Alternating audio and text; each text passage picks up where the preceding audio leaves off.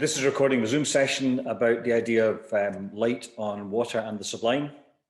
I'm going to do a presentation about how some artists have dealt with the idea of water and light and the sublime, and then we're going to follow some practice and look at how we might interpret those ideas of water and light and how they interact. So I'm just going to share my screen to do the presentation. There we go. So water and light and the sublime. The sublime sort of was, the idea of the sublime was became a popular idea in the sort of, or more commonly wrote about in the 19th century, when people began to do the grand tour and engage with nature, and artists, romantic artists of the period, made pictures about it. That's a painting by a guy called Caspar David Friedrich. It's called Monk by the Sea. And it's about that, the huge sense of the landscape, of the sky and the sea, the boundlessness of nature, and the insignificance of the figure in the presence of the magnitude of nature. And there are guys, philosophers like Kant and writers like Schopenhauer, who wrote about what they thought the sublime was. And Kant wrote that it's beyond all comparison, that is absolutely great, either mathematically in terms of limitless magnitude or dynamically in terms of limitless power. The term sublime is used to designate natural objects that inspire a kind of awed terror through sheer immensity. So that was how Kant described the idea of the sublime. And you see it in the way that people refer to mountains. So on the grand tour in the 19th century, people started going into the mountains for pleasure and being struck by the magnitude and feeling a sense of awe in their presence. He also split it down into two ideas of beauty, if you like, and the sublime. How beauty has boundaries. So something like, simply put, something like a building has boundaries, so it would be described within the realms of beauty, whereas something which is boundless, like sky and sea and light, refer to the sublime. There's a guy called Arthur Schopenhauer, who was also a sort of philosopher of that time, who described the sublime as having 6 levels. And Schopenhauer described 6 levels, going from the very a basic level, like light on a flower was his kind of simplest level of the sublime, to and its fullest it would be the feeling of the full sublime, overwhelming, turbulent nature. So like a storm, something like that. So people discussed the nature of the sublime and how you might interpret it. That's another Caspar David Friedrich painting. It's called The Wanderer. So a guy in the mountains, and differently from the previous one, where the figure is small, this sort of figure is big. So it's, in a sense, it's the idea of conquering nature, climbing a mountain. So there's that example there of the sea, the power of the sea, which is a sort of sublime idea, sort of turbulent nature. They're paintings by a Scottish artist called Dawn McGeehee, a contemporary artist. She has her family have links to the sea. She was brought up in Campbelltown in Shetland. Her father is a seafarer, and all her work is, or a lot of her paintings are about the sea. Often these scenes of waves. She's very interested in waves, the dynamics of waves. She looks at that sort of thing, but just trying to relate the experience of what a wave looks like. She paints boats as well, but in this instance, boats at sea, obviously. I'm interested in the just her interpretation of water, and it's quite they're very real looking paintings. Other artists that we'll look at have interpreted the idea of water and the movement of water and light on water in a more atmospheric way. But she's very interested in how waves actually, how water moves. That painting there is a painting by Whistler, and it's called Cremorne Light, Nocturne in Blue and Silver, 1872. So he wasn't really interested in the sublime. He said it wasn't a thing that interested in him. He was He called his paintings nocturnes, so suggesting a musical element to them. But he's certainly interested in the atmosphere. He wanted to create a sense of beauty and tranquility of the river. And he would take boats out on the Thames. He lived in London, American, but he lived in London. And he would draw at night and be on the river at night. He liked the sort of peace and the calm. And paint these very atmospheric, kind of almost misty, foggy night scenes. And he called them nocturnes because he wanted to, the quote was, he wished to indicate an artistic interest alone, divesting the picture of any outside anecdotal interest. So he was interested in atmosphere, put simply, the atmosphere that the river created at night.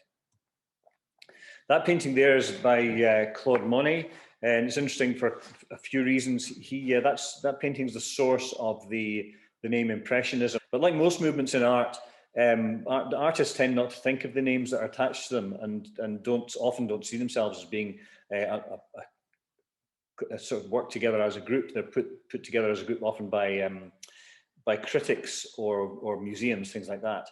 That painting's called Impression Sunlight, and it was Monet put it into the Impression Sunrise. And he put it into this, what's now seen as the second Impressionism exhibition. And a critic came along and didn't like it, and said that it was only a sketch, the beginning of a painting. It wasn't a completed painting. It is just an impression. It's what all these people are doing. They're just creating impressions, and not what he saw as being finished painting. So that was where the name Impressionism came from. He lived in London for a while and painted a lot there. He liked the sort of foggy mistiness of the Thames, rather like Whistler. And he said he wanted to paint the air in which the bridge, the house, the boat are to be found, the beauty of the air around them, and that is nothing less than impossible, so which it absolutely is. But he wanted to paint an atmosphere. To me, the motif is an insignificant factor, he said. What I want to reproduce is what lies between the motif and me. So he's very much trying to capture an atmosphere, whereas, before the Don McGeechy paintings are very much about physical presence of what the wave actually looks like. He's interested in the feeling of the water, rather like Whistler. And that's a painting of Charing Cross Bridge by Monet. And I put that in really just to show, and it's a similar idea he's getting at there. He's trying to show the light on the surface of the water, but to capture the atmosphere of it. And I put it in because it's quite a good, you get quite a good idea from it, what the light on the water looks like, and the kind of mark he's used to do it. So it's a very abstract mark, if you like. It's a very sketchy mark. That sort of idea. He's not trying to capture the detail of every wave, every ripple on the surface. He's trying to give a sense of what it looks like. So that's what Monet was sort of working with when he was thinking about light on water. And he had this is back to France, that's the same. He had a little boat that he built a studio on, a little cabin on to work in. And that's the boat on the river, a couple of views of it. And the one top left is a painting of him on the boat with his wife painting, and the painting is painted by Manet, who was a friend of his. The interesting thing about them, when you sort of look at how he's done it, if you like, okay, so he understands paint and he understands color, but the marks he's making are very simple. That's also his, and you see again, the marks are sort of simple, simple brush strokes he's using, not sort of complex, detailed rendering of the water. And it's his ability to understand the colors, the different values, to create the contrasts and the relationships to make it look like the surface of water. That's where he kind of, that's his cleverness, if you like. And of course, there's his lily ponds that he painted from his garden, which were, he's dealing with that idea of both the surface and the depth of the water, which we'll talk about a wee bit in the practice. And they are very abstract paintings. The marks he's using are not, if you like, sophisticated or detailed marks. They are very, very loose, very free, and we'll look at that idea when we come to the practice that we do, and it's partly based on that sort of Monet idea. I'm not trying to create impressionist paintings or drawings. but trying to use a loose abstract mark to describe a very abstract, undefinable thing of the movement of water and the surface of water and light on it. There's a quick jump or a big jump to David Hockney, who's contemporary English artist who has spent a lot of time in California. He moved there in 1967, I think he went there in 1967 to paint for 6 months, and he's basically lived there ever since, or between there and England. But the picture top left there is Hollywood swimming pool. And he said when he flew into California for the first time, he looked down, or Los Angeles, but he looked down from the airplane and he saw these swimming pools, and they immediately or very quickly became part of his practice. And you can see from that painting top left, he's interested in the play of light on the water, and how to interpret that kind of abstract fleeting moment of the movement of a surface, and how you might interpret that for a painting. The painting on the right is called A Bigger Splash, and it's just a different way of looking at how to interpret the movement of water.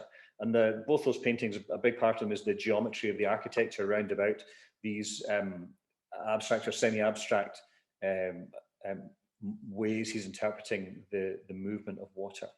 But he did a lot of research into how water moved, and he's trying to understand both light on the surface of water and light, how it behaves under the water, if you like. And in those beautiful crystal clear swimming pools in people's gardens, you can find both things, and he looks at them both. So on the left there, there's 6 Polaroid photographs of he's standing on a diving board, looking at how the play of the light on the surface of the water is seen on the base of the pool. And that he did quite a lot of paintings using that idea, people in water, and we'll have a look at that. But on the right there are 4 different ways, different kinds of marks he's used to interpret that idea of water, light on water. The one top right is part of his paper pool series, where he made images of swimming pools using paper pulp, where he would colour the pulp and then make a picture from that. And that's one of his well-known images of a swimmer in a pool. And you can see the research he did for that, one of all those photographs, which relate directly to that painting. And we're going to use one of those photographs in the first or the second part of the practice when we come to it. So he did a lot of research about the way that water looks, a frozen moment that a photograph would capture, and then he had to work out how he wanted to reinterpret that in a painting. That's 2 of his paper pools. And they're made up of rectangles, and each rectangle is a sheet of paper. So they're individual pieces put together. And I put those 2 in because they illustrate that idea of the top one, the light going through the water and being reflected on the bottom of the pool, and that's the top one, and the bottom one is light on the surface of water. And what tells the story is really what they're related to. If you take away the surface, the garden, and the diving board, they become more abstract things. So these as with most motifs in art, they work because of the things that you put around, the relationships. They work because of the relationships. We understand what they are because of the relationship, and that's true often of how we interpret water. Those are 2 Japanese prints, one by Hokusai on the right, The Great Wave, and a guy called Kawase Hasui on the left. 2 interpretations of water. So the idea of the sublime, if you like, existed in other cultures, or people were aware of that idea, the overwhelming terror of nature from the Great Wave. The fishing boat at the bottom of the wave, in peril from this sort of towering presence above it. Mount Fuji in the background, and the one on the left, the Hasui one, which is a much more benign interpretation of the awe of nature. This kind of the calmness, very similar to the Whistler idea, if you like, but a much more benign interpretation of the sublime, if you like. Might see it in the light of Schopenhauer's levels of the sublime. And a much more graphic interpretation rather than that atmospheric or softer, abstract kind of mark, much more graphic kind of mark they're using to make those images about water. And those are two paintings by Turner. The top left one is an earlier painting. It's called Dutch Boat in a Gale, and it's a very, he's interested in creating the illusion of the way the waves look, the reality of them, if you like, if you want to put it that way. Whereas the picture at the bottom right is called Ship in a Snowstorm, and it's a much later picture, and he's more interested in the atmosphere, the feeling of the presence of the waves, rather than the actual look of the storm. It's the feeling of the storm. And there's the story about the picture at the bottom right is that he tied himself to a mast of a ship and went out in a storm and drew. He drew what it was like to be there. And there's some debate about whether that actually happened or not, but it's a good story, and it helps to illustrate the idea he's trying to get at of creating this atmosphere. And Monet, he said that Turner's work, these kind of atmospheric sea paintings, did a lot, contributed a lot to the development of the way he made his work look, and in the creation of Impressionism. Ideas develop through history of painting, and Turner's paintings change from one focus to another. And then you come to this. So those two paintings at the top are by Mark Rothko. And Rothko is an American 20th century abstract painter seen as being part of the colour field movement. He acknowledged the influence of Turner's atmospheric paintings on him. The bottom right is a Turner painting, bottom left is that Caspar David Friedrich one that we looked at the start.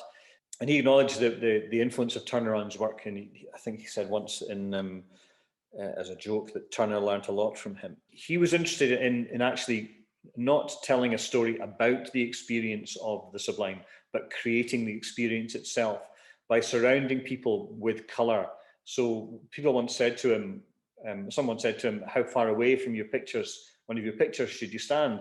Because the temptation when you go and see a Rothko painting is to stand on the other side of the room to take in the whole thing. But someone once asked him, how far away from your paintings should you stand? And he said, oh, quite far away, about 18 inches, because he wanted people to be surrounded by this colour to have the full experience of the overpowering presence of the colour, rather like the idea of the overpowering immense terror, as Kant described, of the being in the presence of nature. So it's an idea which which shifts and changes as all ideas do in the way that we interpret them. So Mark Rothko carrying on that examination of that idea.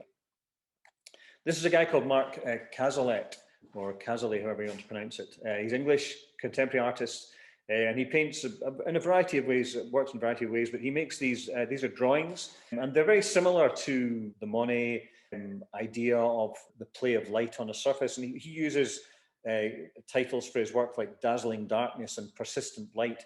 So he's very interested in the abstract or the atmospheric nature of elements.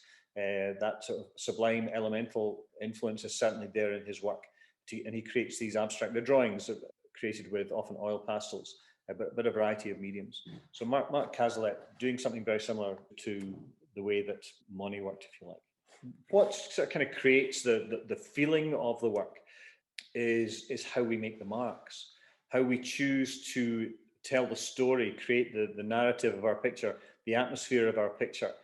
With mark making, and this very abstract, very, very difficult to define idea of the sublime, ideas that are boundless, moving water, cloud, sunlight, those sorts of things. How do you interpret something which is so abstract? And it's really to do with the kind of marks that we make. So that's what we're going to be thinking about in the practice that we do.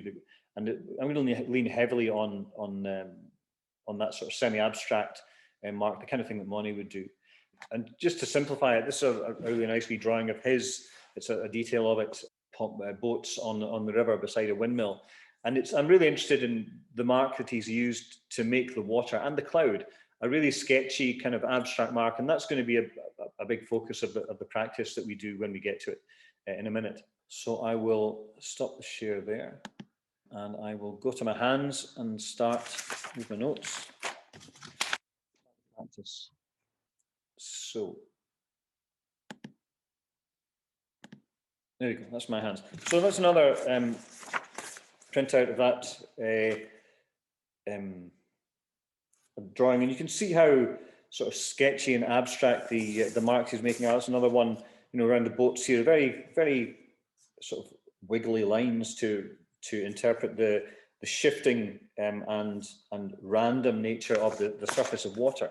So that's what I want to do, and the way I want to do it is to create something like this initially, just before we get into the first drawing. And what I want you to do, if you choose to do this, is to take a piece of paper and put a ground on the piece of paper. And the way I want you to do that is to take a pencil and a pencil sharpener. I want you to sharpen your pencil onto the piece of paper. Get rid of the bits of wood. Then find something to rub. You can rub it with your fingers. I've got a bit of a cotton wool pad, and rub that into the surface of your piece of paper. And that just creates you're dragging the graphite over the surface, and you're creating a tone, and not necessarily an even tone. It doesn't have to be an even tone on the surface of that bit of paper, like that. And what I want to do to sort of practice the marks for the first piece we're going to do is reductive drawing, and taking out. So creating something like this. And I've got a selection of rubbers. One I've chopped down, made it a bit thinner.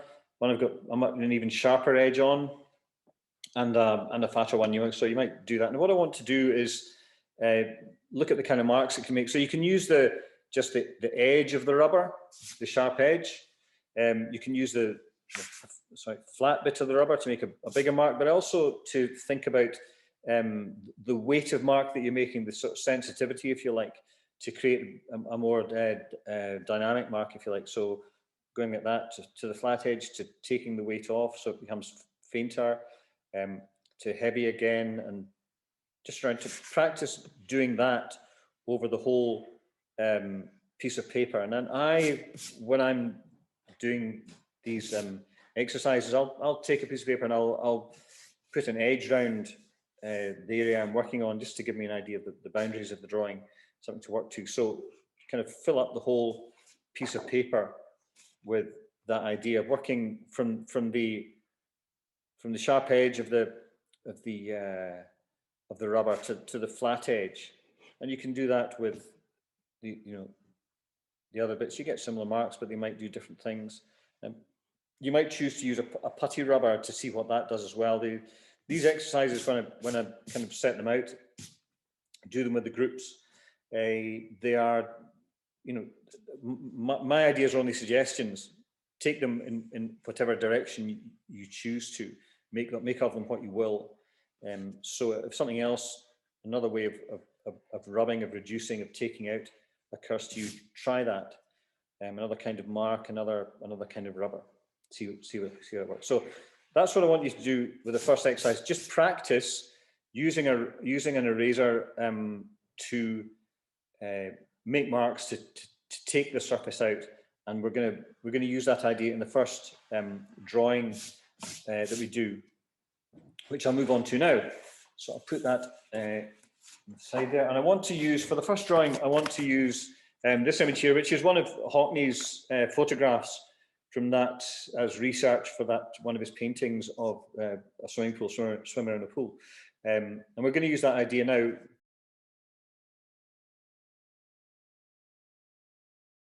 to fit better onto the screen. I'm going to turn it that way. And yeah, we're going to end up hopefully creating something a bit like that. Okay, so you can see how I've used these sort of reductive marks to take out, to help create the idea of light on the surface of water reflected on the bottom of a pool with the diver in it. Now, I'm always wary of asking people to draw figures in these sessions. It can be quite intimidating, overwhelming when put with the idea of a technique we're thinking about. But the nice thing about this is that the water is very good at sort of abstracting, making the figure, taking away that idea of the definite structure of the figure and making it a wee bit more abstract. So that's something quite nice, quite good to work with. It takes away that sort of intimidating bit. So first thing I'm going to do is actually I'm going to make the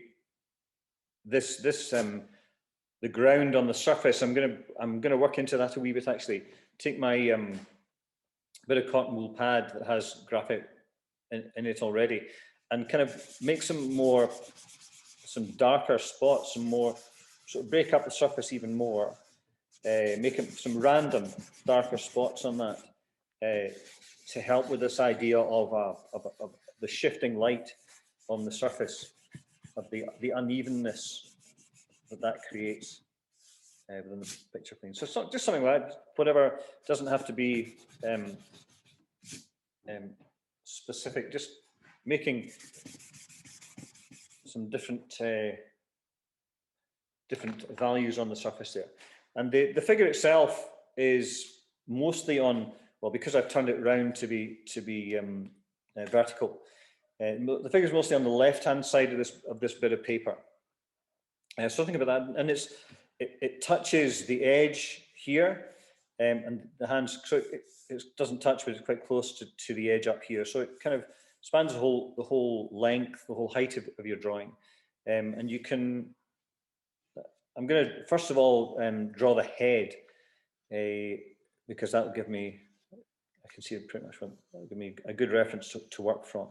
I'll go there, and then, as I say, don't worry about how perfect a rendering the drawing is, because that sort of abstract randomness that the water brings to the figure means you can get away with anything pretty much. So the body is stretched out, and the legs are short. He's got a pair of swimming trunks on.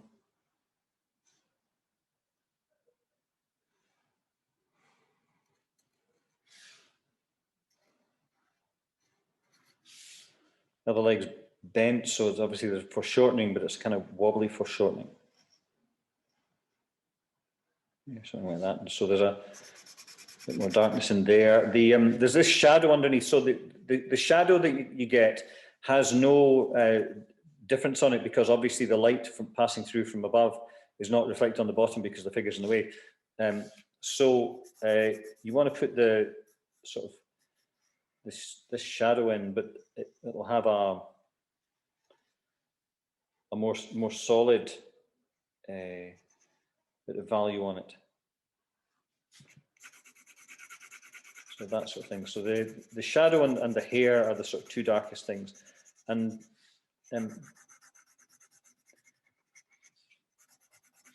so I'm working with I think that's a 6B pencil. I've got quite a dark pencil, and that's partly to make it easier for you to see on the screen. So you need to work out what softness of pencil works for you. When you're grounding the bit of paper, to using your sharpener to make the graphite dust to rub in, it's easier with a softer pencil. So with the 6B, something like that. So there's a bit of a shadow there also, and inside here, and also the hair obviously is very dark, and in the photograph we're not seeing any light really reflected on that, or he might have done when he was in the presence of it. Shadow in there. The legs darker, and there's the side of the figure is also slightly will be slightly darker also. There's whole bits of it sometimes that are the crook of the leg there, and what is probably the ankle. So do that as much as you feel you need to, and then start. So you'll end up with something like that, and that kind of looks, well, I know it's a figure in water, so I guess I give it that interpretation. But then start doing what we did before, which is using your erasers to make those kind of random marks. Now, as I said, they'll go, they won't go through that the shadow, And they won't continue from the pool directly onto the figure because there's a spatial difference. But they will relate, obviously. They'll be the same.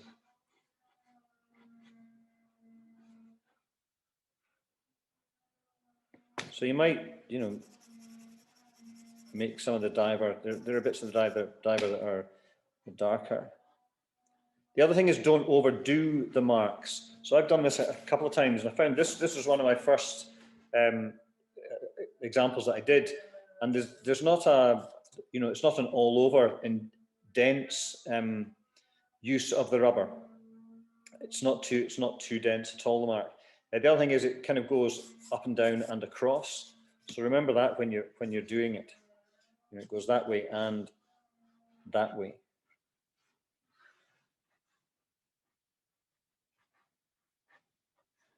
So I would suggest you don't sort of start off and do one corner very detailed. Try to work over the whole thing a bit, and then go back and bring more into it if need be. And there's a couple of things we can add into it. So it's very much about experimenting with this idea, playing with this idea of the reductive thing to create the sense of light. I'm interested in certainly in the outcome, but in more in the way of working.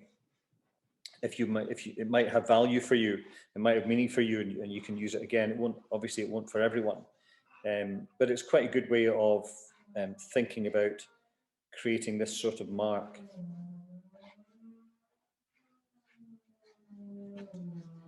So the idea is not, when we're working, is not to create a perfect facsimile. As I say very often in these presentations, it's about the way we're working and how that interprets the idea we're working with.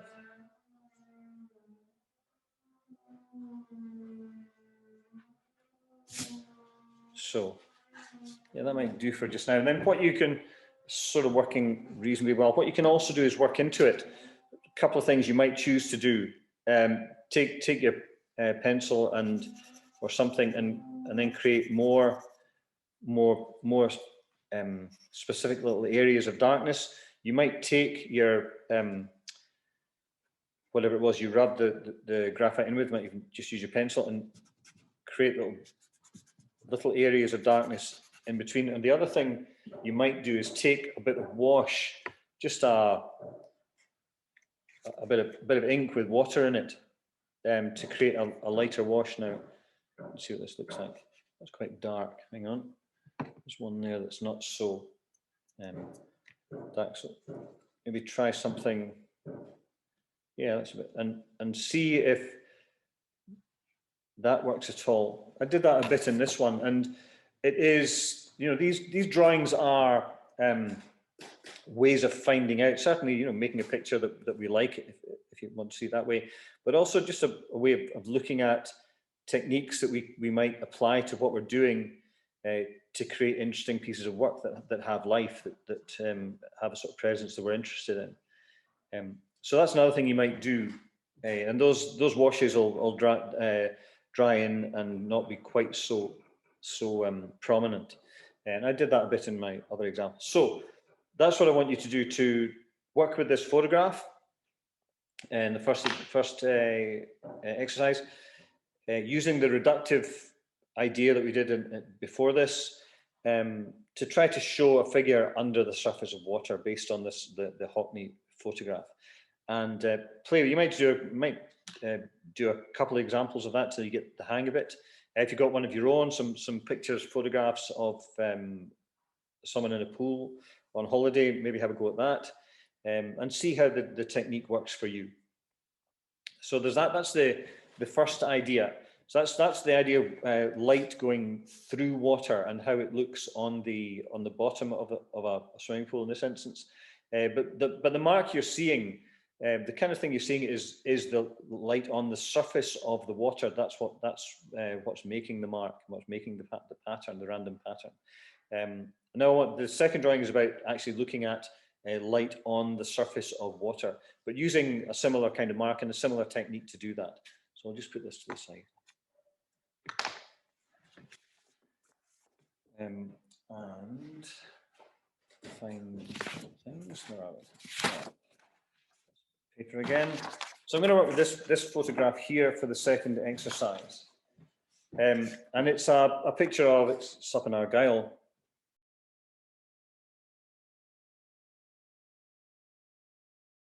It's a sunset. So the sun isn't in the photograph. The sun's out of the photograph up here. And it's so you get, there's a few things going on in that you're seeing the clouds. There's the softness of the clouds with the sunlight on them. You get the waves with the crest of the waves. It's more of a swell than a wave. There's no real white horses going on there. But you get that shaft of sunlight showing on the surface of the water, this line coming down through the middle, an area of lightness and then darkness either side. And then the bottom is rocks. So there's different distance in there. The dark rocks giving you a foreground. So there's a different compositional thing happening in this photograph that you might want to think about. The other thing is the waves are bigger, or the swell is bigger at the bottom, so you get kind of bigger marks at the bottom and smaller ones at the top, and the clouds have a softness. So those are some of the ideas we're going to think about when we're doing this.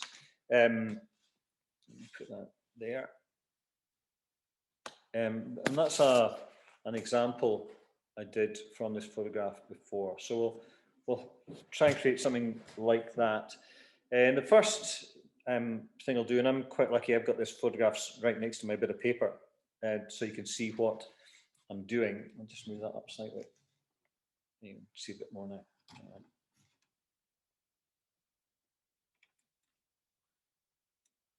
Yeah, that's better. Okay, so first thing we're going to do is look for the where the horizon is as sort of reference for that. And because it's right next door, my surface is a wee bit bigger, but it's pretty much in the same place. It's not.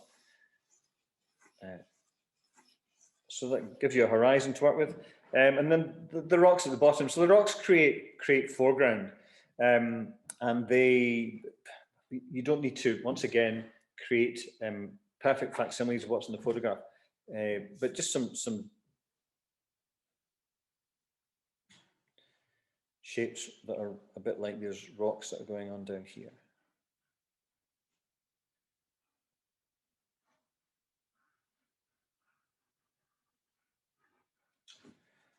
And it's the darkness of them that gives them their presence, darker foreground. So you're going from dark to light, sort of, and a dark anchor at the bottom for the picture.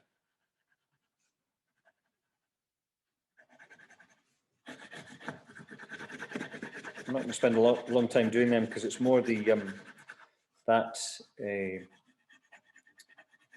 how the light works on the water that I'm more interested in.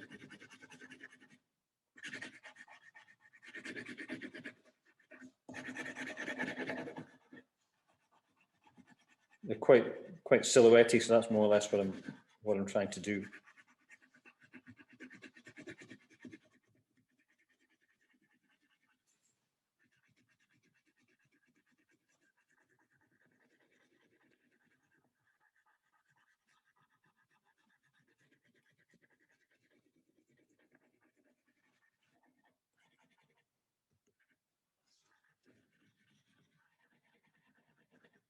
So you end up with the sort of dark silhouette at the bottom. That's quite good. Then what I want you to do is to start thinking about, one, the water and also the cloud. So this area in here obviously is where the sunlight is, so it's the lighter part. So that's where you'll start taking out. And in this one, I would keep your marks fairly horizontal for the water. And I'm using the sharp edge of a rubber here. So I get these little, there's variety in it. I'm not just cleaning it out completely. I might go back later and clean it completely. The other thing I'm going to do is take it out further than you might think to the sides, and we can bring other marks back in later to work into that. So all I'm doing is clearing out that central bit where most of the reflection is. And they're quite linear. The marks that I'm making, you know, they don't have a hard edge, but they have a harder edge than if I was, you know, just doing it very softly like that.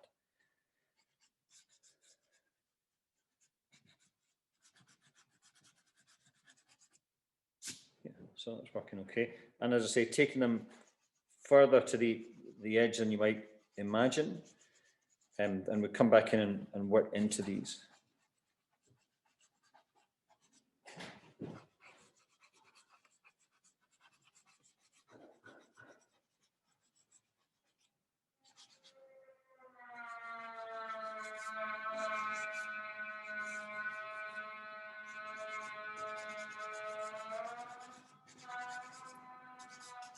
See, that's pretty good. What I'll do just now, I'll work into that. And the clouds, so the clouds are a softer mark, and they have, we see the horizon in the middle because it's lighter, and at the edge because the water's darker, and the sky is lighter. So I'm going to sort of think about clearing that out a little bit. There, yeah, you can see that. We use that edge, but then clouds sit on the bands of hot air. And so they very often have a flat underside.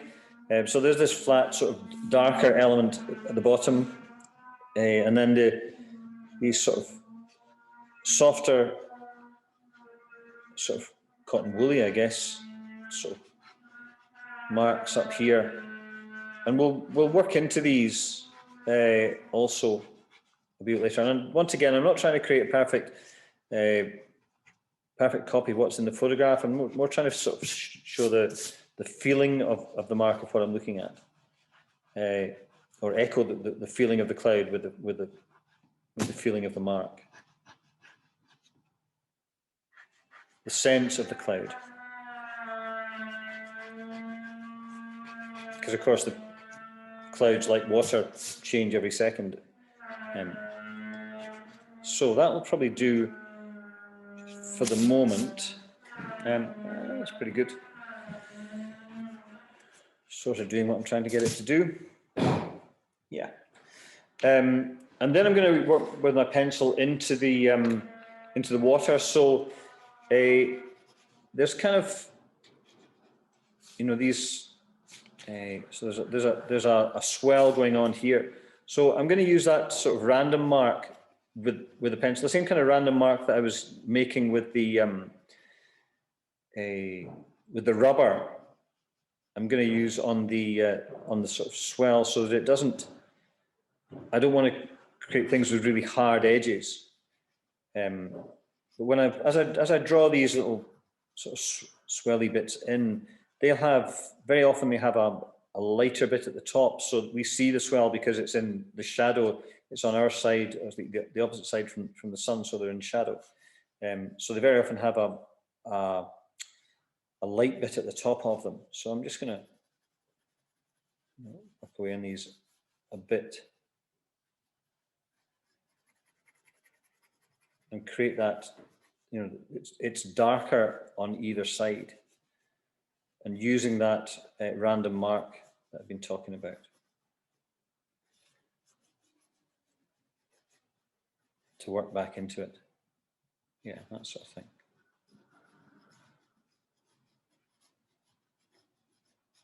Now you can come in and do those sort of little sort of dottiness, if you like, of the crests of the little waves as well. And as I said, the further away, they're smaller. As they get closer to you, the marks, the areas of darkness get slightly bigger.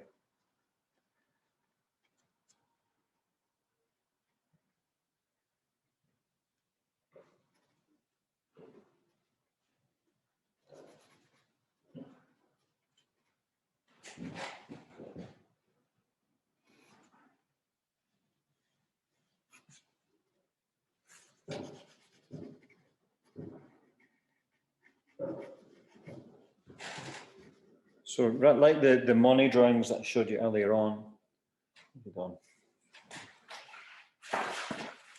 using a very sort of random mark to show the broken up nature of the surface, and that's what I'm trying to do with these marks that I'm putting in now. more at the edge than in the middle.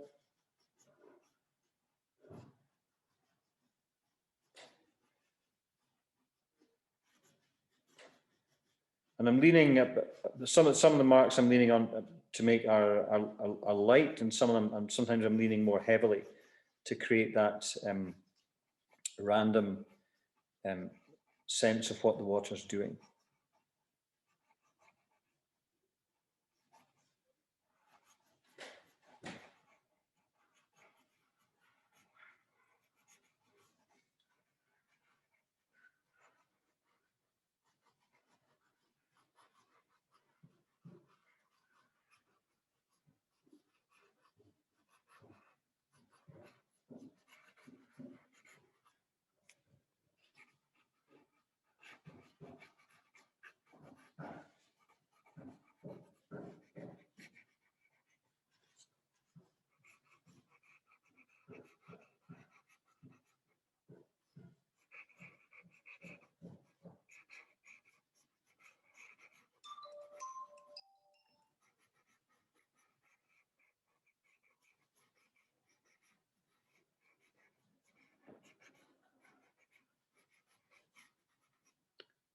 Yeah, it's working sort of okay, I think. As I say, you can come in and work into these. The other thing I'm going to do in a minute is use a bit of wash, rather like I did in the first drawing, to bring something else into it, which might have a meaning for you if you tried it.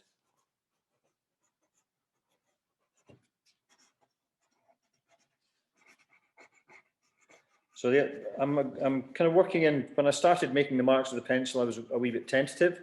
I'm being leaning a bit more heavily now to create a bit more dynamic. So you've got that nice, got the tone of the paper of the ground that you first put onto the paper, and then the contrast of the light mark that you took out with the rubber, and now you're creating another layer of texture of interest, if you like, by adding to those two things. Create a wee, take the rubber into the top of that wave there. It's quite good. Work on this a wee bit down here. Sort of clear out some bigger areas. The other thing you'll find is if you're try not to rest your hand on the paper, but it's unavoidable in a sense, and the bits you've cleared out will get dirty again. You've just got to come back in with the rubber and now and again and clear those out. So that's kind of going okay. Yeah, make that top, clear that out a wee bit more. Yeah, that's working all right. Right, work into it. Yeah, so you might take your the wash. So it's just drawing ink with water in it to make quite a weak wash, and work into that. What you're doing with the pencil to add something different again, to see what that brings. Brings more variety to the surface.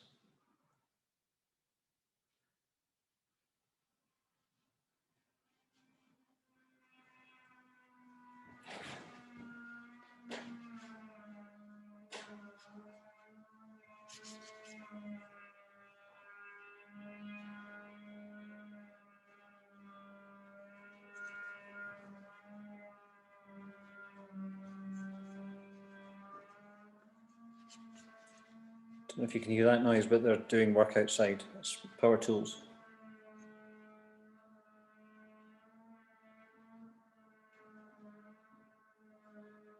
So there we go. For the moment, I'll do this. So kind of, yeah, working okay. I think for the moment. I'm going to think about the clouds a wee bit now. So the clouds are much softer things, and they have. But oh my God, have I got here? I've got 2B. I'll work with that just now. Quite good sometimes to just work into those without changing the softness too much. You know, there's a kind of a, they're linear, the edges of these clouds, but they're sort of soft, so don't lean too hard to create a bit of a dynamic in the way those clouds look. Maybe, and just catch the edge of the cloud sometimes. So there's this sort of kind of wobbly line that goes through the clouds here, and maybe try to just pick up what you've done rather than trying to imitate what's going on here.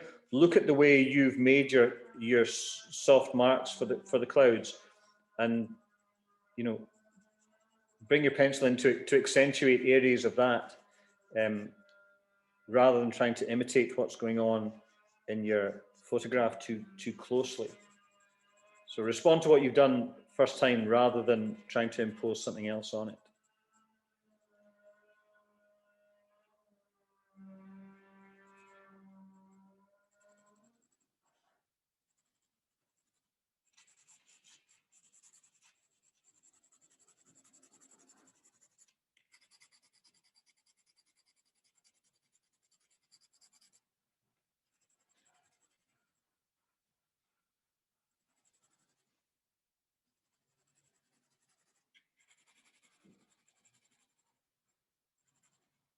So what I'll do very often is have the underside of those of the lighter areas have a harder edge, and leave the top side of them softer, to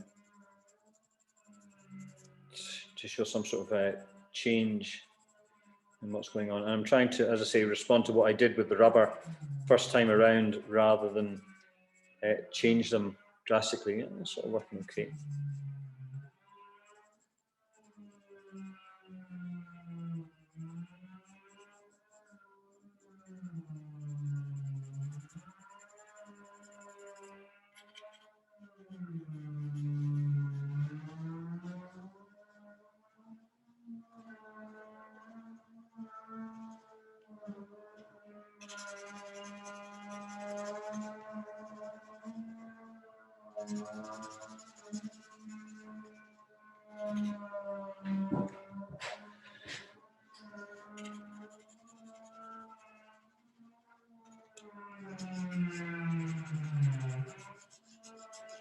So you're trying to sort of retain some of the feeling of the softness of the cloud when you're doing this, or that's what I'm trying to do.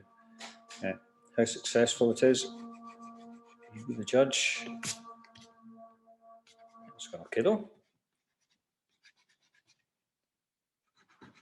And like I said, with the same as with the water, your hand tends to, with the bits you've rubbed out with the rubber, tend to get dirty. So you might need to come in and clean those out again, and adjust what you've done. You know, you can take the rubber into some of the marks those marks you've just made to bring more variety to it.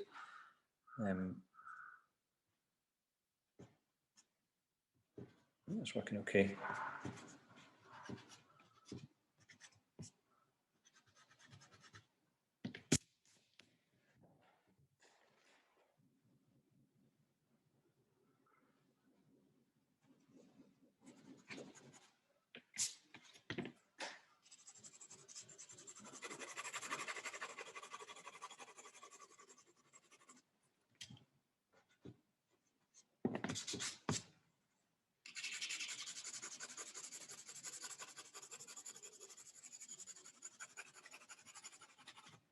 And as before, if I can find my bit of cotton wool, misplaced it, there it is. You know, you can work into that, make it darker again. Yeah, that's actually working pretty well, making it darker. Yeah, that's what I should be doing. Yeah, that's working okay. Should be darker under there. So yeah, it's working okay. So you've got that sense of the light on the water a bit, I think.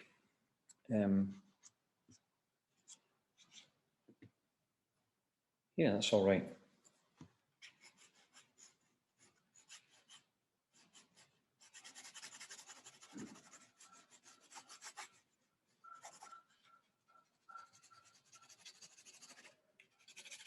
So that'll do for the moment. I think not overwork it. Yeah, reasonably pleased with that. I think the reductive thing works really well. So the idea of creating the light on the water, putting the ground on the bit of paper and doing the reductive thing really works quite well in this situation. There's lots of other ways of doing it, of examining how light and how water and how sublime elements might be interpreted. This is just one way. I chose to use that kind of mark, or to focus in on using the kind of mark that I was suggesting. Monet used a bit, or quite a lot. There are other ways of interpreting light on water. You just need to, if this isn't your chosen way of doing it, just experiment with your materials. Maybe take photographs like David Hockney did. Look at the characteristics that strike you most about the photographs you're looking at. The kind of marks, the way that the light and the dark are behaving against each other. Are they soft marks, hard marks? Are they big? Are they small? How might you interpret those? And there's another thing. So there's a wee bit of it's not exactly a highlight, but a difference on the top of these rocks. So I'm just going to clean that out a wee bit. I think that will add something to it. Help the sense of the shape, but being a solid thing with a sort of shape at the top. Yeah, that's sort of helpful, working a wee bit, I think.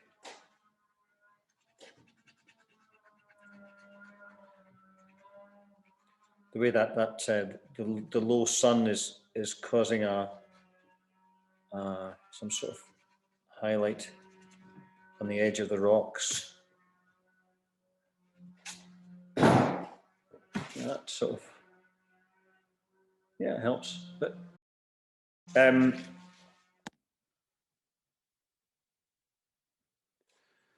just going to work on these clouds a wee bit, sort of. Yeah, just going to work on these clouds a wee bit.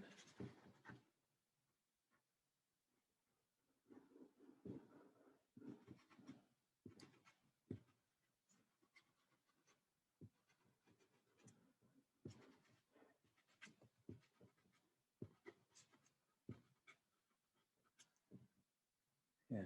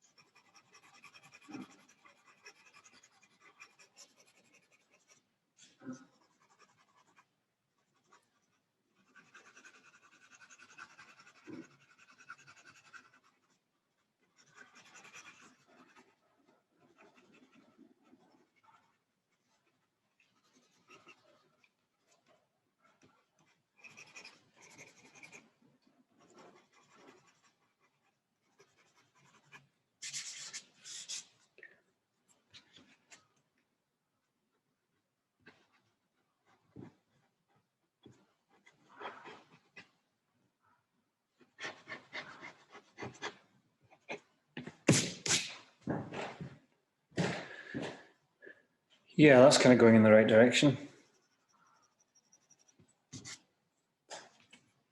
You can work, I guess you can keep working on this until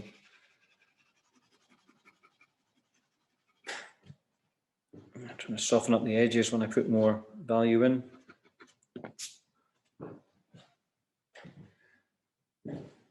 Yeah, that's working okay. My horizon's a wee bit squint, I just noticed. I think.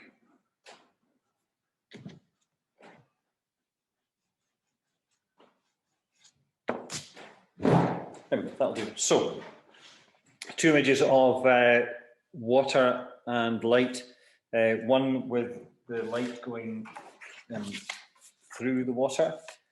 The other one is light on the surface of the water, although of course the one with the light going through is about what happens on the surface of the water. So I'll put these on the end of the, well, there you go. I'll put stills of these on the end of the video, and I might put the photographs on as well. But it's really about the mark making, the kind of marks that we choose to interpret whatever subject it is we're looking at. In this case, it's water, light and water, sublime ideas, which are quite difficult to give form, something formless, to give form to something formless. But yeah, see how you go with that. Play with your materials and see what you can kind of mark, you can make, perhaps based around the ideas I was using. You might do it a slightly different way, and that's fine. That's kind of what I want people to do, to experiment with the ideas. And I will get this onto YouTube and see you again soon. Okay.